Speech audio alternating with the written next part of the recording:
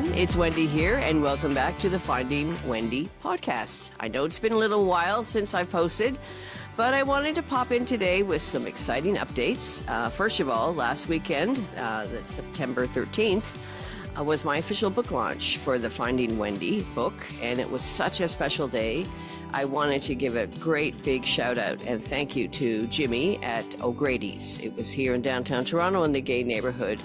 And I can't thank everyone enough who came out to support me. And a special thank you to Shaun Proulx of the Shaun Proulx Show, who you can find on Sirius XM, that was doing the Q&A as well. So we celebrated, I played my horn, and it was really a truly unforgettable day. On top of that, last week I had the opportunity to be interviewed on the Shaun Proulx Show. It was such a fun conversation, a very informative conversation, and I'm also so grateful for the chance to share my story with a wider audience. So, in today's episode, I thought I'd bring you along by sharing that interview with you. I really hope you enjoy listening to it, and it gives you a little bit more insight into why I wrote my book and what my journey has been like and what I've learned along the way. And just a quick reminder, my memoir, Finding Wendy, is also available on Amazon worldwide, both in paperback and Kindle. So if you haven't had a chance to grab your copy yet, please do so. I'd love for you to check it out, and also love for you to write a review on Amazon about what you felt about the book. All right, so let's dive in, and here's my interview with Shaun Proulx.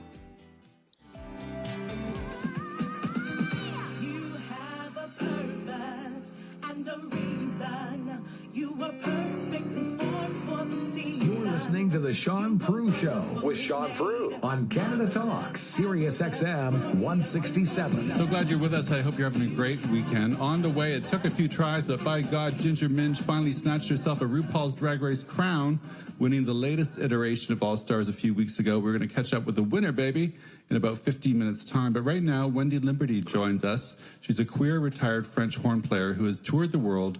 She's turned podcaster and writer. In her new book, Finding Wendy, she shares her experience with obesity and a lifetime of music. Welcome to the show, Wendy. Oh, thank you so much for having me today, Shaun. Your book is called Finding Wendy, and I'm wondering, why did Wendy need finding? What does the title mean? That's a great, great question. And the cover of my book, I'm actually hiding behind a French horn. Yes, I noticed you're hiding. Yeah.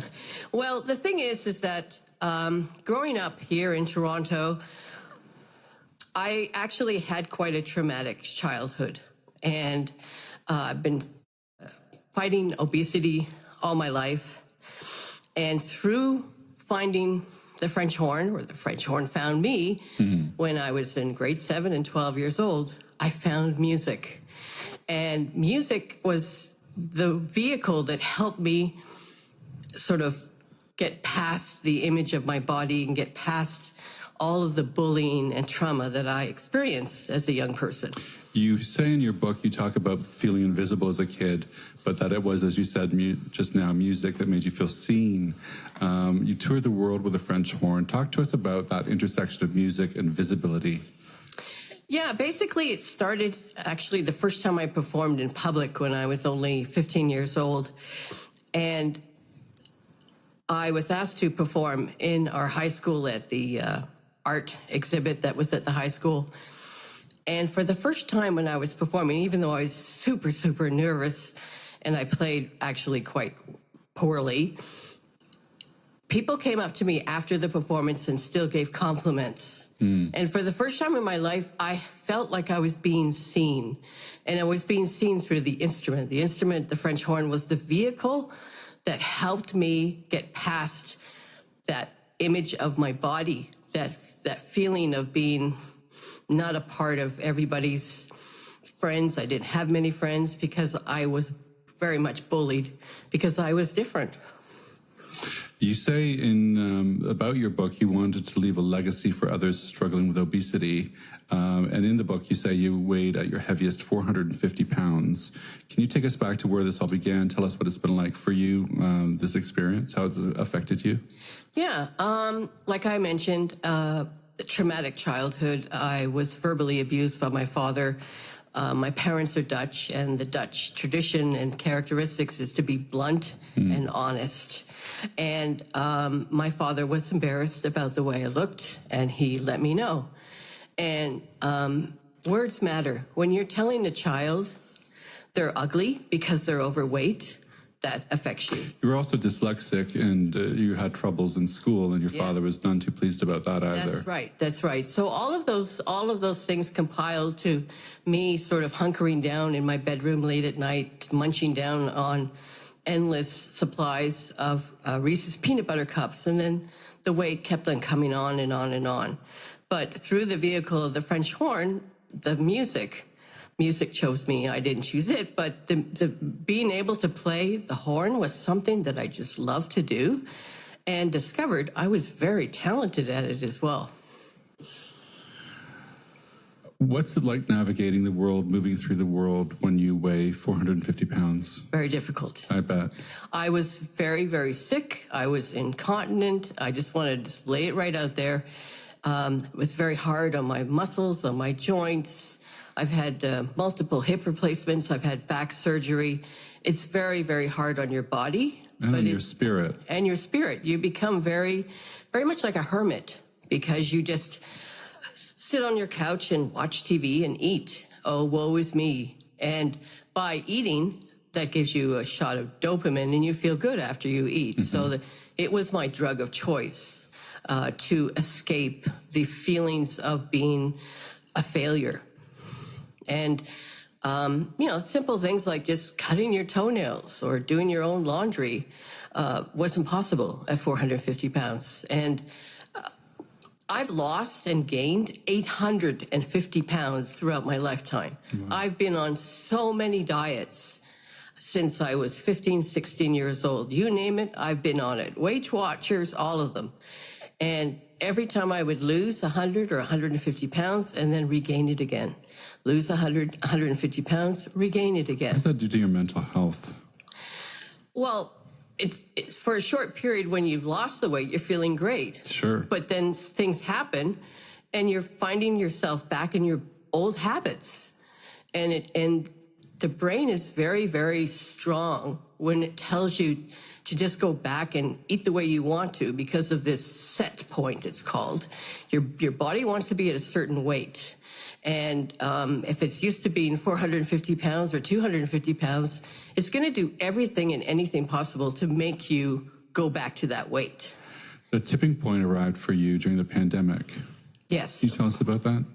Yeah, well, I had bariatric surgery just before the pandemic, and that was in March of 2018, and I lost 250 pounds because of the bariatric surgery. But during the pandemic, lockdown, couldn't do anything. I had gotten into the habit of going to the gym and going outside and being active, and that wasn't possible anymore. And a lot of us felt like, is this really going to be the rest of our lives like this, locked up? So the old habits crept back in, that even though I had a smaller stomach, my stomach went from the size of a watermelon to the size of a boiled egg. You can eat slider foods, and slider foods don't take up very much room in your stomach. What's a slider food? A slider food is things like popcorn, chips, ice cream. You can eat an enormous amount of these things, but they don't fill you up. Right. But they fill you with calories and fat. And so weight started creeping back up. So of the 250 pounds I lost, I started regaining weight, and I gained about 100 pounds during the pandemic. And post-pandemic, I reached out to my bariatric team, and they were able to help me, put me on a medication called Vyvanse. And I tried intermittent fasting, but right now I'm on Ozempic. And because of the Ozempic, that food noise is off. So I'm not eating all the time or even thinking about it. That's great. And where are you at now?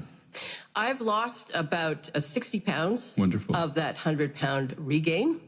I have about another 40 pounds to go to my sort of goal weight. And that's part of the reason why I wrote this book. Over the last 20 years, I have been publicly talking about my weight loss and my weight problems through YouTube, through blogging. And I thought the best way is to just put it down in a book and create a book about this whole journey and the journey of not giving up, because there's so many people out there that have tried every diet on the earth, or they've had bariatric surgery. Yes. 80% of bariatric patients regained their weight after bariatric surgery. We've got one more question. We've got time for one more quick question. What do you want to say to people who are listening to this right now who are obese or anyone struggling with weight or body image? Well, you know what? I would say don't give up. Your story isn't over, because find your French horn that will keep you going, and you're not alone. And don't think, oh, God, I've had bariatric surgery, or I've done this diet and I've done that diet and it didn't work. I started regaining again. Just keep on going and don't give up. I love that. Your story is not over. That's wonderful. Find your own French horn, something that brings you joy and courage. Wendy Limberty, it's been wonderful having you on the show. I appreciate you. Yeah, and thanks so much. And my book's available on Amazon. Anywhere you buy your books, it's called Finding Wendy. You've got the Shaun Proulx Show here on SiriusXM Canada Talks Channel 167. A little hocus pocus for you next. RuPaul's Drag Race All-Stars winner Ginger Minj is our special guest, coming to a city near you with her new North American tour. We'll be right back. Glad you're here. Made marvelous, amorous, glorious, victorious.